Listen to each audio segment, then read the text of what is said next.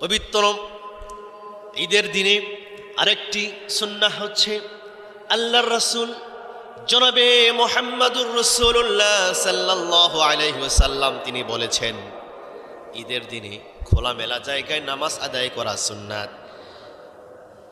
পাঞ্জেগানা নামাজ, 5 ওয়াক্ত নামাজ মসজিদে পড়বে, ওয়াক্তিয়ায় পড়বে, জুমার নামাজ মসজিদে পড়বে, জামে মসজিদে আদায় করবে, কিন্তু ঈদের নামাজগুলো মসজিদে নয় বরং খোলামেলা মাঠে, খোলা জায়গায় ঈদের মাঠে নামাজ আদায় করা হচ্ছে সুন্নাত।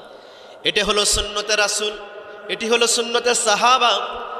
নবী করিম সাল্লাল্লাহু আলাইহি ওয়াসাল্লাম তিনি মসজিদে ঈদের নামাজ আদায় করেন নাই, বাইরে আদায় করেছেন। সাহাবা ইকরামরাও ঈদের নামাজ খোলামেলা জায়গায় ঈদের মাঠে নামাজ আদায় করেছেন।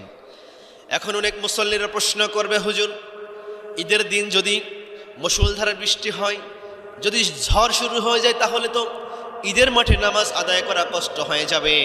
আমার প্রিয় হাজিরিন, এই জন্য মুহাদ্দিসিন ইকরাম ফুকাহা ইজমরা তারা ফতোয়া দিয়েছেন, যদি বৃষ্টি শুরু হয়ে যায় তাহলে সেই ক্ষেত্রে মসজিদে নামাজ আদায় করবে। ঈদের দিনের আরেকটি গুরুত্বপূর্ণ আমল হচ্ছে পবিত্র ঈদুল আজহার নামাজ সকাল সকাল আদায় করা। অনেক জায়গায় আমরা দেখি যে নামাজ বিলম্ব করে আদায় করে ঈদের মাঠে। তো আমরা ঈদুল আজহার নামাজ আমরা বিলম্ব না করে আমরা সকাল সকাল আমরা নামাজ আদায় করব। যেহেতু ঈদুল আজহা, এই আধহা এই শব্দটি ব্যবহার করেছেন। প্রিয় হাজিরিন, আমরা যে বলি সূরা দুহার মধ্যে ওয়াদ-দুহা, এই দুহা বা আধহা এই শব্দচয়নটা প্রায় একই রকম। যখন ফজরের নামাজ সমাপ্তি হয়ে যায়, সূর্য যখন উঠে যায়, এই সূর্য ওঠার সময়ে লাল বর্ণ যখন সূর্যের যখন আলো দেয়, ওই আলোটাকে বলা হয় আধহা, ওই সময়টাকে বলা হয় আধহা। তো এমন সময় ঈদুল আজহার নামাজ আদায় করতে বলেছেন। এর কারণ হলো, যেহেতু ঈদের দিনে অনেক সুন্নাত আছে এবং ঈদের দিনে শ্রেষ্ঠ ইবাদত আছে কুরবানি করা, এই জন্য ঈদের নামাজ, ঈদুল আজহার নামাজ সকাল সকাল আদায় করা, এটাই হচ্ছে বিধান, ইসলামের বিধান।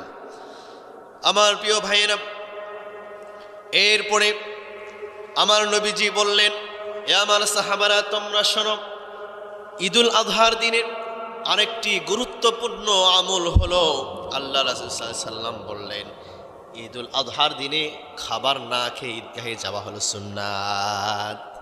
ঈদুল আজহার দিনে খাবার না খেয়ে ঈদগাহে যাওয়া সুন্নাত, আর ঈদুল ফিতরে খাবার খেয়ে ঈদগাহে যাওয়া সুন্নাত। সুবহানাল্লাহ বিহামদিহি।